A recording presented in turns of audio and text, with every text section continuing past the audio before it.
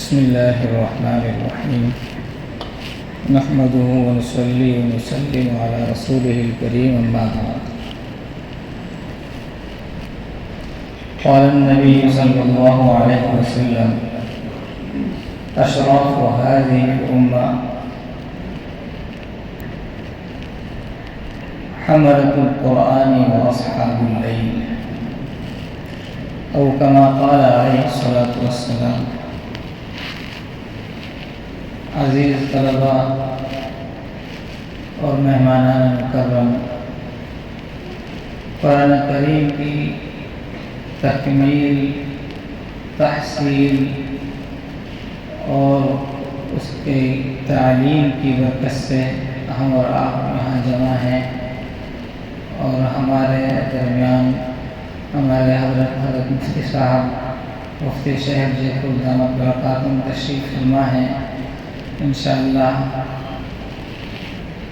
ہم حضرت کی نصیحت سنیں گے۔ قرآن کریم اتنی ہی باعزت کتاب ہے، وَإِنَّهُ لَكِتَابٌ عَزِيزٌ، غالب عظمت والی و عزت والی کتاب ہے۔ لَا يَأْتِيهِ الْبَاطِلُ مِنْ بَيْنِ يَدَيْهِ وَلَا مِنْ خَلْفِهِ تَنزِيلٌ مِنْ حَكِيمٍ حَمِيدٍ۔ قرآن کریم کی نسبت سے اللہ تبارک و تعالی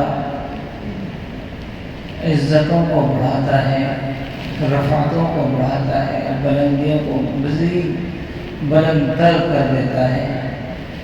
یہ جو بچے آج فارغ ہو رہے ہیں،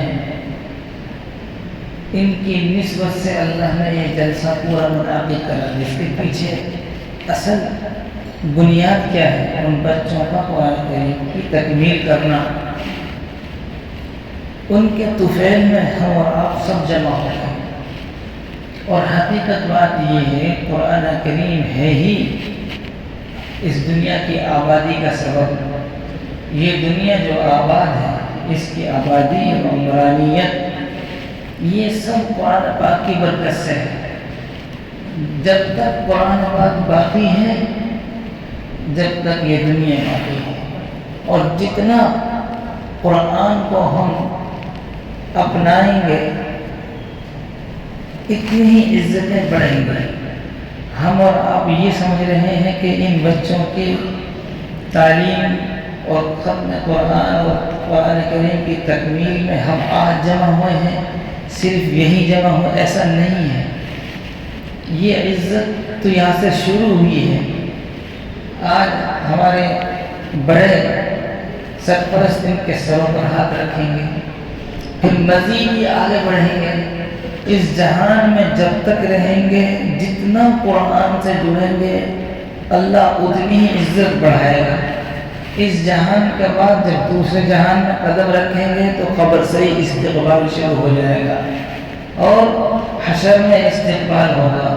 قرآن کریم کو اللہ تبارک و تعالی جسم دے گا، صورت دے گا، زبان دے گا، بولنے کی اللہ صلاحیت دے گا، اور قرآن قیامت میں آئے گا۔ حافظ قرآن کی اور قرآن کریم کے حامل کی، قرآن کریم پر عمل کرنے والوں کی قرآن شفاعت کرے گا، اور قرآن کہے گا میدان حشر میں کہ اللہ یہ بندہ وہ ہے جو میری وجہ سے راتوں کو جاگا، رات میں نیند قربان کر کے اس نے میری تلاوت کی، اور قرآن کریم کی شفاعت قبول ہوگی۔ تو بھائی یہ آج کی محفل ہی استقبال کی نہیں ہے، حافظوں کا استقبال قیامت تک ہوگا، اور قیامت کے بعد بھی ہوگا، اور جنت میں بھی ہوگا۔ حافظوں کا استقبال یہاں سے شروع ہو گیا۔ اصل چیز یہ ہے کہ حفاظ کرام اس سے جڑ کر رہے ہیں۔ اب ایک بات اور دماغ میں آئی جو عرض کرتا ہوں، یہ لفظ فراغت جو ہے نا، یہ بھی عجیب لفظ ہے۔ اردو والوں کو شاید اس کا کوئی متبادل نہیں ملا، اس لیے ہم کہتے ہیں وہ حافظ صاحب فارغ ہو رہے ہیں، مولوی صاحب فارغ ہو رہے ہیں۔ تکمیل کا لفظ پھر بھی ایسا ہے کہ چسپا ہوگا، چلے گا، لیکن جو ہمارے ذہنوں میں یہیں سے اب بچے ہوتے ہیں، چھوٹے بچے ہوتے ہیں، اور وہ اس بات پر زیادہ توجہ نہیں دیتے، لیکن لفظوں کا اثر تو ہوتا ہے، اس لیے یہ فارغ ہونے کا کوئی لفظ نہیں ہے۔ میں کہا کرتا ہوں قرآن کریم پورا کرنے سے پہلے اس کا قرآن یاد رکھنا فرض نہیں تھا۔ اب جب قرآن مکمل ہو گیا، اب اس کا قرآن یاد رکھنا فرض ہو گیا، ورنہ حدیث پاک میں وعید ہے جو قرآن پڑھ کر بھول جائے قیامت میں کوڑی کی شکل میں اٹھے گا، والعیاذ باللہ۔ معلوم ہوا کہ فارغ نہیں ہوا، ذمہ داری بڑھ گئی۔ اب جناب چلو جنت میں جا کر تو چھٹی مل جائے گی، نہیں، یہ قوم ہی الگ ہے، یہ حفاظ اکرام یہ سب سے الگ۔ دنیا دھوکے میں ہے، اہل دنیا کو وی آئی پی کہہ کر دھوکے میں، وی آئی پی یہ جماعت ہے، ان کا کوٹا مستقل ہے۔ ایک حافظ جنت میں جائے گا 10 کو ساتھ لے کے جائے گا، تو وی آئی پی کوٹا ان کے ساتھ۔ ساری دنیا جنت میں جا کے بے فکر، حافظ کو کہا جائے گا اقرأ ورتقی ورتل کما کنت ترتل فی الدنیا، جو کچھ دنیا میں لوگوں نے عمل کر لیا بہت اچھا، اللہ تعالیٰ جنت دے دیں گے، جا۔ اور جنت میں قدم رکھوا کر حافظ سے کہا جائے گا پڑھتا جا اور چڑھتا جا۔ تو میں یہ کہا کرتا ہوں میرے عزیزوں، اس کی چھٹی وہاں بھی نہیں، چھٹی یہاں بھی نہیں کہ مرتے دم تک قرآن یاد رکھنا فرض، اور اس حافظ کی چھٹی وہاں بھی نہیں، وہاں بھی اس سے یہ کہا جائے قرآن پڑھتا جا چڑھتا جا۔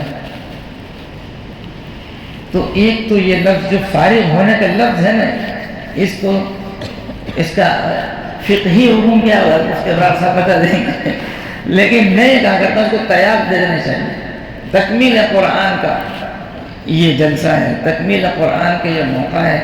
حافظ کہاں فارغ اور عالم کہاں فارغ؟ یہ تو اپنا ہمارے بڑے، ہمارے اکابر، ہمارے بزرگ اپنے دن و رات کو چھپا کر رکھتے ہیں، ورنہ ان کا کام تو سب سے زیادہ ہوتا ہے۔ صبح اٹھتے سے ہی کام شروع ہو گیا اور جناب شام ہو گئی، کام ختم نہیں ہوا، زندگی ختم ہو گئی، ان کا کام ختم نہیں ہوا۔ تو فراغت تو ہے نہیں، ذمہ داری مزید بڑھ گئی۔ بہرحال بل هو قرآن مجید فی لوح محفوظ، یہ محفوظ کتاب ہے، جو اس سے جڑ گیا وہ قیامت تک محفوظ ہو گیا۔ دنیا جب تک یہ مسلمان جہاں اس کی حکومت رہی، جب تک ترقی پر رہا، جب تک یہ قرآن سے جڑ کر رہا، قرآن پڑھتے رہے، قرآن پڑھاتے رہے، قرآن پڑھواتے رہے، تفسیر کی کتابیں لکھتے رہے، لیکن جو ان کا قرآن سے رشتہ دور ہوتا گیا، ان کی حکومتیں گئیں، ان کی آبادیاں مٹ گئیں، ویرانوں میں تبدیل ہو گئی۔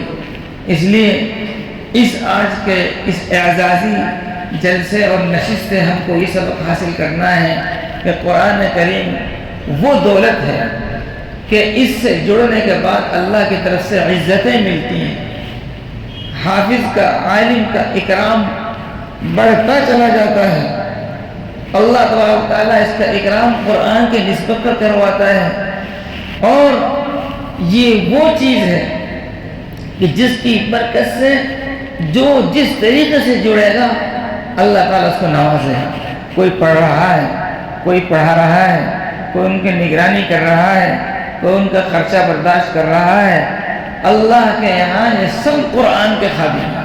ایک مرتبہ ہمارے حضرت مفتی صاحب دامت برکاتہم فرما رہے تھے کہ اپنے آپ کو خادم قرآن کہو، خادم قرآن، ہم قرآن کی خدمت سے جڑ گئے۔ کوئی حافظ کی، جب آپ نے سنا ہوگا جب حافظ کے لیے فرشتے پر بچھا رہے تو ہم کیا ہیں؟ تو ہم کو ان حفاظ اکرام کا اکرام کرنا، ان کا احترام کرنا، ان کے ناز نخرے برداشت کرنے، ان کی خدمت کرنا، یہ ہمارے لیے سعادت مندی ہے۔ اللہ تبارک و تعالیٰ اس مدرسے کو دن دن رات چوبی ترقی عطا فرمائے۔ گزشتہ برس یہاں چشمہ ہی امتحان کے موقع پر حاضری ہوئی وہ چاشنی، وہ روحانیت، وہ اب تک میرے ذہن میں ہے۔ آج پھر حضرت کی برکت سے اس مبارک اور مقدس جگہ پر حاضری کی توفیق ہوئی اور دل باغ باغ ہو گیا۔